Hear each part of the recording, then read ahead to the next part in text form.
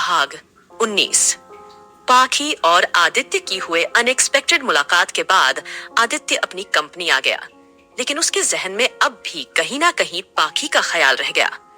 काम पर फोकस ना कर पाने की वजह से उसने खुद को ही डपट लगाई कि एक लड़की की वजह से वो अपना काम नहीं छोड़ सकता। हालांकि पाखी उसकी पत्नी थी, लेकिन उनके बीच कोई रिश्ता, कोई लगाव नहीं था, तो उसके होने या ना होने से कोई फर्क नहीं पड़ने वाला था। उसने जिम को अपने केबिन में बुलाया और रात को होने वाले ऑक्शन की डिटेल्स लेने लगा। आज की पार्टी और ऑक्शन की सारी तैयारी हो चुकी है। पार्टी 11 बजे तक खत्म हो जाएगी। उसके बाद हम ऑक्शन शुरू कर सकते हैं। ऑक्शन में सोल्ड होने वाले सारे आइटम्स पहुंच चुके हैं और कुछ गेस्ट भी पहले ही होटल में चेक इन कर चुके हैं और बाकी शाम तक पहुंच जाएंगे। जिम उसे टैब में कुछ दिखाते हुए बोला, हम्मम, पिछली बार की तरह इस बार कोई गड़बड़ नहीं होनी चाहिए। ध्यान रहे कि पेमेंट कंप्लीट होने के बाद ही सामान उसके ऑनर तक पहुंचाया जाए और कोई इलीगल आइटम ऑक्शन में मौजूद ना हो। आदित्य सामान की लिस्ट देखते हुए जिम से सख्ती से बोला, डोंट वरी एके, इस बार ऐसा कुछ नहीं होगा। हाँ, पर इस बार मिस्टर पीटर नहीं आ रहे हैं क्योंकि उनकी बेटी लिली का कुत्ता बीमार पड़ गया है। वैसे अच्छा है वो नहीं आ रहे हैं, वरना इस बार लिली तुमसे शादी करके ही मानती और तुम्हारे पास इस बार माही का भी बहाना नहीं है। जिम के ऐसा कहते हैं। आदित्य ने अपनी फाइल से अपना सिर उठाकर उसे घूर कर देखा।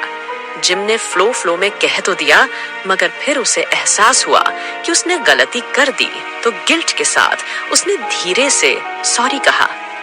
डाइवोर्स का प्रोसेस कहाँ तक पहुंचा? लॉयर से कहो मुझे जल्द से जल्द इस शादी से छुटकारा चाहिए। अचानक से आदित्य ने उसकी बात पर ज्यादा रिएक्ट न करते हुए फिर से अपने फाइल्स देखते हुए अपनी शादी की बात छेड़ दी, जिससे जिम कुछ पल को हैरान हुआ। फिर उसकी फीलिंग्स को समझते हुए उसने कहा, मैं उनसे पहले ही बात कर चुका हूँ। उन्होंने कहा कि कोर्ट वैसे भी तुम्हें 6 महीने का टाइम देगी अपने डिसीजन पर एक बार फिर से सोचने का। तो इससे अच्छा है कि तुम अभी कुछ टाइम के लिए रुक जाओ। और वैसे भी तुम्हें इस शादी से कोई फर्क नहीं पड़ने वाला है। ना वो तुम्हारे साथ रहती है, ना ही तुम्हारा उससे कोई कांटेक्ट है। वैसे मुझे लगा नहीं था कि वो लड़की इतनी आसानी से पीछे हट जाएगी। उसने तुम पर ना ही कोई दबाव डाला, ना पैसों की डिमांड की स्ट्रेंथ, क्योंकि उसे वो मेरी माँ पहले ही मिल चुके हैं। आदित्य कड़वेपन से बोला, क्योंकि उसे लग रहा था कि माही के बाद पाखी ने भी साबित कर दिया कि लड़कियां गोल्ड डिगर होती हैं। उसकी हालत समझ जिम कुछ नहीं बोला और मैं बाकी का काम देखता हूँ। बोल। जिम बाहर चला गया। उसके जाते ही आदित्य ने फिर से सिर उठाकर देखा, फिर अपने काम में बिजी हो गया। उसी रात लगभग 12:30 बजे।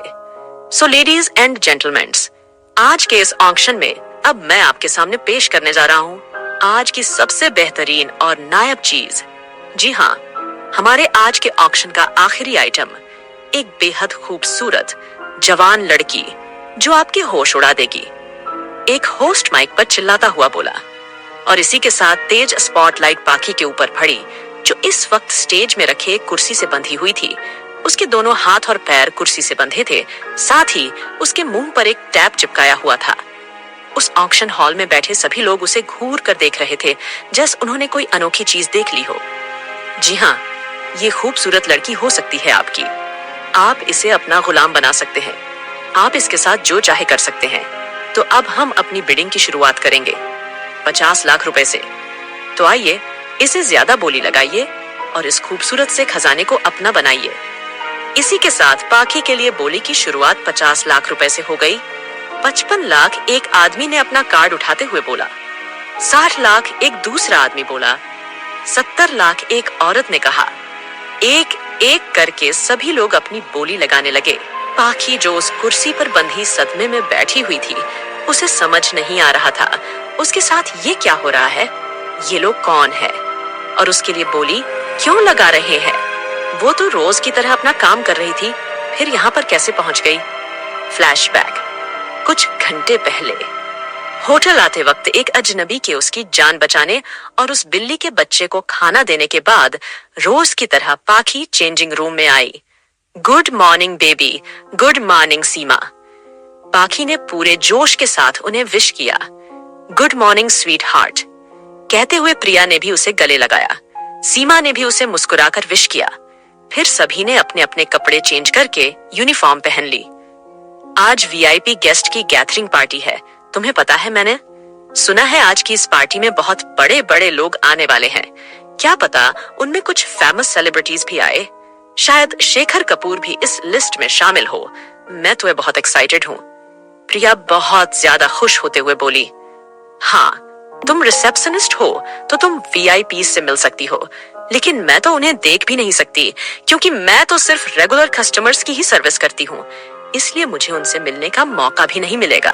पाखी उदास होकर बोली। हाँ, जो भी यहाँ काम करने आता है उसका ये सपना है कि वो वीआईपीज के लिए काम कर सके। प्रिया बोली, कोई बात नहीं डियर, हम भी बहुत जल्द वीआईपी गेस्ट के लिए काम करेंगे। सीमा उसे चीयर करती हुई बोली। पाखी ने उसे छोटी सी मुस्कान दे दी। हाँ, वीआईपी गैदरिंग्स में काम करना सबका सपना है, लेकिन हमारे रेगुलर कस्टमर्स भी हमारे लिए इम्पोर्टेंट है। उन्हीं की वजह से भी हमें सैलरी मिलती है और उनकी वजह से ही हमें अच्छी टिप मिल जाती है, इसलिए हमें उनका ख्याल भी रखना चाहिए। पाखी बोली। शाम का वक्त लॉबी में लोगों की भीड़ लगी हुई थी। बहुत से मीडिया रिपोर्टर्स भी अपने माइक और कैमरे के साथ मौजूद थे। एक एक करके कुछ लोग अंदर आए। वो कुछ सेलिब्रिटी थे जिन्हें सब टीवी में ही देखा करते थे। उन सेलिब्रिटीज को देखकर वहां पर मौजूद लोग जोर जोर से चिल्लाने लगे। साथ ही मीडिया रिपोर्टर्स भी उनकी फोटोज लेने लगे। कुछ ही देर में उस लॉबी में कैमरे की फ्लैशलाइट चमकने लगी। मीडिया भी तो ऐसे ही इवेंट्स के इंतजार में रहती है ताकि वो उनके जरिए अपने चैनल्स की पब्लिसिटी कर सके। बहुत से सेलिब्रिटीज आए और अपनी फोटोज क्लिक कराने लगे और अपना इंटरव्यू देने लगे। आदित्य रॉय कपूर की गैदरिंग पार्टी में आना बहुत सम्मान की बात थी। वो भी मीडिया के सामने शो ऑफ करने का मौका नहीं छोड़ने वाले थे। फीमेल स्टार्स भी एक से बढ़कर ग्लैमरस ड्रेस पहनकर पार्टी में आई थीं। सभी बहुत खूबसूरत भी लग रही थीं। कोई अपने पार्टनर्स के साथ आई थे तो कुछ सिंगल ही अपना जलवा बिखेर रही थी।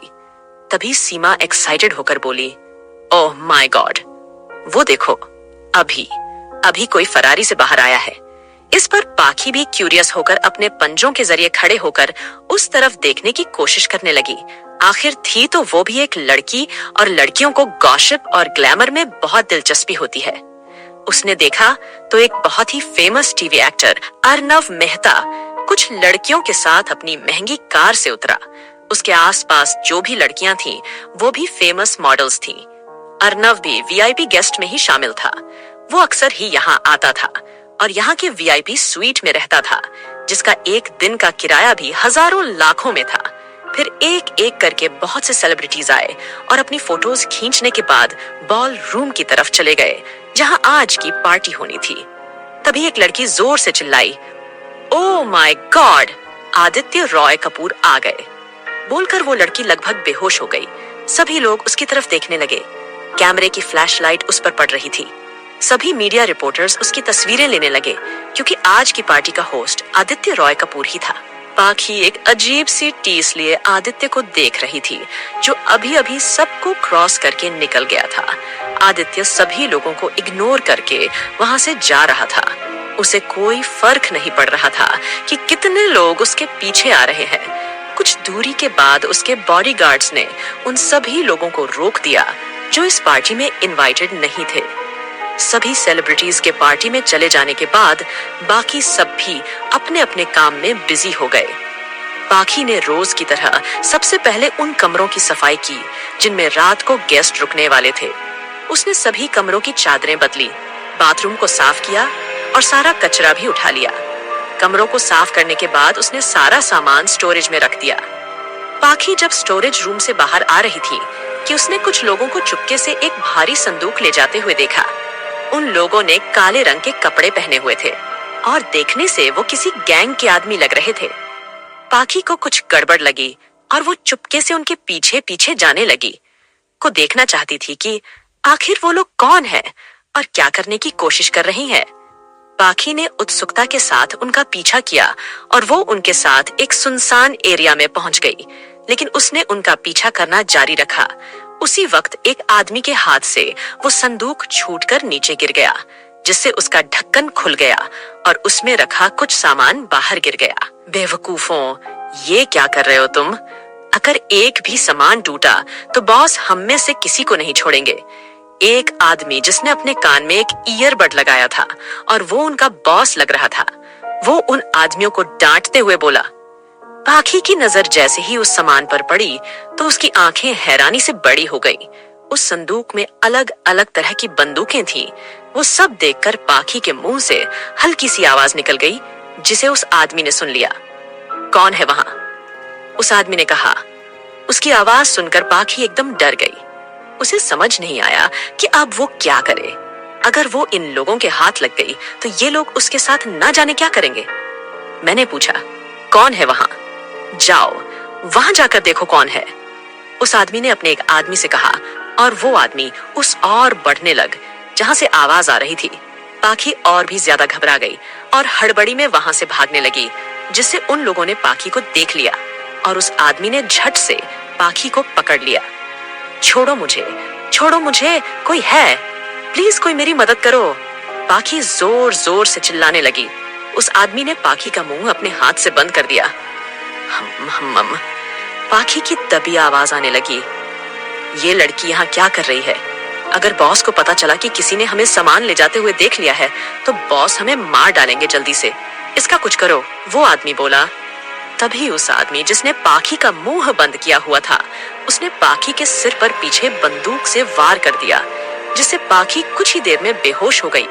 वो लोग फिर उसे घसीटते हुए वहां से ले गए। उसके बाद पाखी की आंख सीधा उस वक्त खुली जब उसे सभी लोगों के बीच ऑक्शन में लाया गया था। उन लोगों ने पाखी को भी उसी सामान के बीच रख दिया जहां आज ऑक्शन होना था, और इस तरह पाखी इस सब में फंस चुकी थी। ऑक्शन में लोग उसके लिए बोलियां लगाए जा रहे थे। 50 लाख से उसकी बोली 5 करोड़ पहुंच चुकी थी।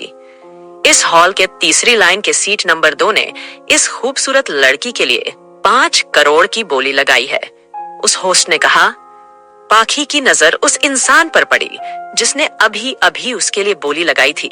वो कोई 50 साल का बूढ़ा आदमी था जिसकी बड़ी सी तोंद निकली हुई थी। उसे देखकर पाखी के दिमाग में शुरुआत में होस्ट की कही बात घूमने लगी। आप इस लड़की के साथ जो चाहे कीजिए। ये सब याद आते ही पाखी की आंखों से आंसू बहने लगे। वो छूटने के लिए फड़फड़ाने लगी। नहीं, मैं इस आदमी के साथ नहीं जाना चाहती थी। जिन हवस भरी नजरों से अपने चेहरे पर घिनौनी मुस्कान लिए वो पाखी को देख रहा था, उसे साफ पता चल रहा था कि वो पाखी के साथ क्या करना चाहता था। क्या कोई और है जो इस लड़की के लिए बोली लगाएगा? कहते हुए ऑक्शन के होस्ट ने इस बिडिंग अमाउंट को फाइनल करने के लिए काउंटिंग शुरू की। 5 करोड़ 1, 5 करोड़ 2, 5 करोड़, 10 करोड़। तभी पूरे हॉल में एक आवाज गूंजी, 10 करोड़, 10 करोड़। सभी लोगों के बीच अचानक से कानाफूसी का माहौल बन गया। इस लड़की के लिए 10 करोड़ किसने दिए? आखिर कौन है वो? ये हुई ना बात। 10 करोड़। क्या कोई और है जो इससे आगे की बोली लगाएगा? होस्ट ने एक बार फिर गिनती शुरू कर दी। 10 करोड़ 1, 10 करोड़ 2, 10 करोड़ 3। और इसी के साथ हमारा आज की ये आखिरी आइटम जाता है सीट नंबर 1, 120 को।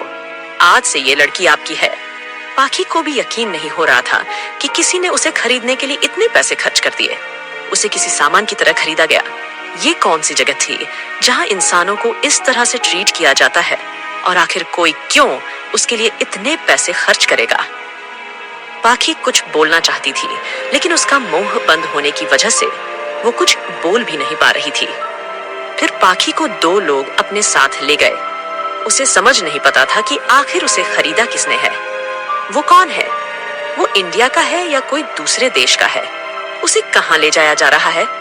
वो उसके साथ क्या करने वाला था? पाखी इन सब से पूरी तरह से अनजान थी। पाखी की आंखों से लगातार आंसुओं बह जा रहे थे। रोने की वजह से उसकी आंखें लाल हो चुकी थीं। पाखी को एक सीक्रेट दरवाजे से अंदर ले जाया गया। जैसे ही वो दरवाजा खुला और पाखी अंदर गई, उसकी आंखें एक बार फिर हैरानी से बड़ी हो गई। आगे की कहानी जानने के लिए सुनते रहिए।